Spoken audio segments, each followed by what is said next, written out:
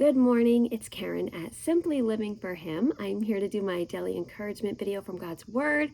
I hope you find these to be a blessing. As I said yesterday on the devotional, they're a little bit scattered right now. We went from doing every Monday, Wednesday, Friday, and now yesterday I put it up on a Tuesday, and I'm putting up today's on Wednesday.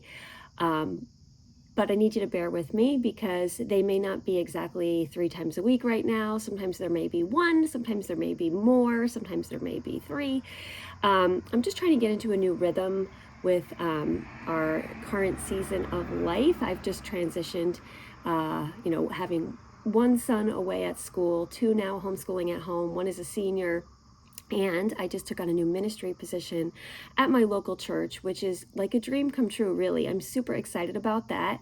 And it just means that I have to divide my time differently now, and I'm going to be figuring all that out. So I wanted to be transparent with you guys. Simply Living for Him isn't going anywhere. I will always blog and share my heart. And the devotionals will still be here, but they just may not be regular. Monday, Wednesday, Friday, they just may be a little bit more scattered. So I just wanted to be honest with you. Thank you for your grace and your understanding.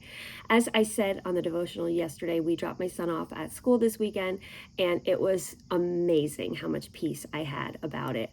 And I wanted to kind of continue on with the lesson that I learned and share our devotional about this today. So if you have children out there, this is for you. Something I learned in this past year really was, I have 2 adult children out of the house now, was, when you first start letting them go, you really try hard to hold on to them. And you really, at least for me, I wanted them close by. I pictured Sunday dinners every week and going shopping with my daughter and things like that. And something that the Lord taught me in all of that was, because she doesn't live close enough to do those things, and now my son is much farther away for the year, and we don't know where he'll be permanently. One thing I have realized is, and this is like such an epiphany for me this year, I did an entire podcast about it in the archives. You can find it on the podcast. But one thing I have learned is our children are not here to fulfill us. Our children are here to fulfill their purposes from the Lord. And whether that brings them around the world or it brings them next door, they are not here for me. I did not raise them so that they can fulfill a need in me. And I want them close by so I can be with them all the time. I raised them to follow the Lord. That was our biggest goal. And they're doing that. And I don't ever want to hinder them from walking with the Lord and fulfilling their purposes. I raised them to be kingdom-minded, and they are here to fulfill their purpose from Him and not from me. It was very selfish of me for a while to think that I wanted my daughter close by. She's doing amazing things where she's living. She's ministering to teenagers. Those teenagers need her way more than I do. Her husband needs her way more than I do. She needs to be where she is, and she is following the Lord and fulfilling her purposes for Him. So we know Deuteronomy 6. My glasses are all fogged up. If we are parents, we have, quoted Deuteronomy 6, I'm sure, many times. And I wanted to kind of look at that today in light of what I just said. So it says here in Deuteronomy 6, starting in verse 4, "Hear, O Israel, the Lord our God, the Lord is one. Love the Lord your God with all your heart, with all your soul, and with all your strength. These commandments that I give you today are to be put upon your hearts. Impress them on your children. Talk about them when you sit at home and when you walk along the road and when you lie down and when you get up. Tie them as symbols on your hands and bind them on your foreheads. Write them on the door frames of your houses and on your gates." So we all quote that. We know that we should be teaching our children when they are young to love God with their whole heart, and we should be doing that all day long. And a lot of us, if we're homeschoolers, we quote this passage because we feel like, all day long we need to be impressing on them the things of the Lord and impressing on them the truth. And that's what I have done in my early years of parenting, right? I have done what the Lord commands us to do here in Deuteronomy and I certainly didn't do it perfectly, but to impress on them the truths of the Lord when you wake up, when you're walking during the day, when you go to sleep.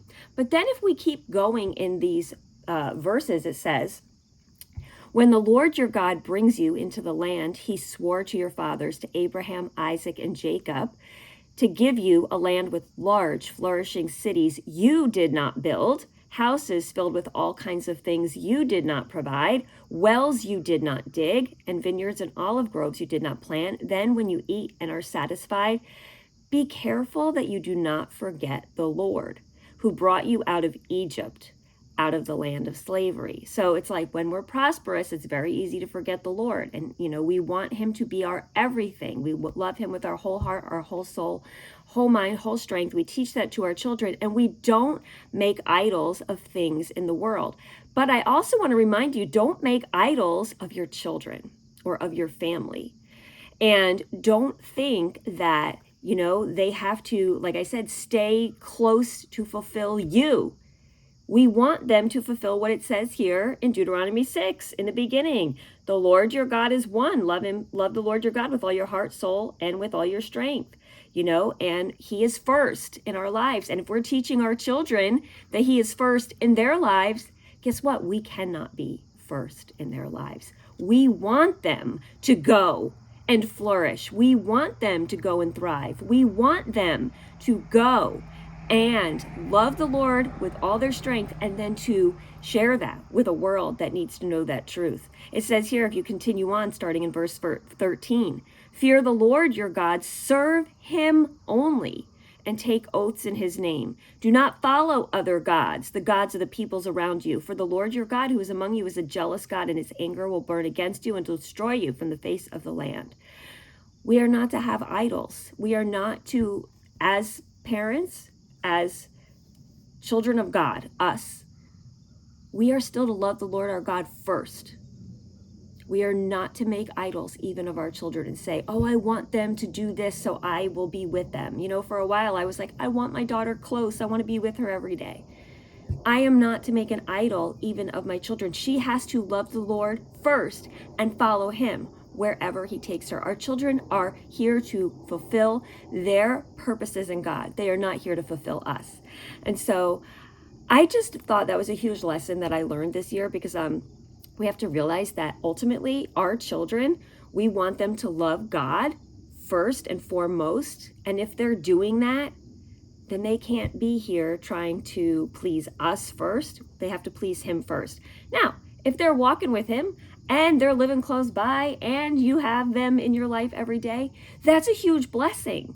But I don't want to be like longing for something that God hasn't given me. I don't want to be coveting something. Like in my head, I was always thinking, oh, it would be so nice if she was close by every day. But guess what? That isn't where God has placed her. And we know, as it says even in Acts, like God places people in the boundaries of where they live, in the times of where they live, for a purpose. And he has placed her and he has placed my son where they are for a purpose. And I would rather them live far away from me following God than live close by and not. And if God were to bring them close by, if my son were to return from his program this year and he lives close by, that's a blessing. But that is not the goal. The goal is that they follow God. So if you're in a place now where you have children that are either approaching the age of leaving home or have left home, I hope that this would encourage you. If you don't have children, share it with a friend who does. I really believe that, we have to be careful not to make our families, our children's, anything other than God, first in our life. Our children are important, our families are important, our husbands are important. God is the most important, and then everything else falls underneath in its proper place according to his plan. So I hope this encouraged you today. Let me know if it did. Share it with a friend. Until the next time, I wish you all the blessings and joy in Jesus today.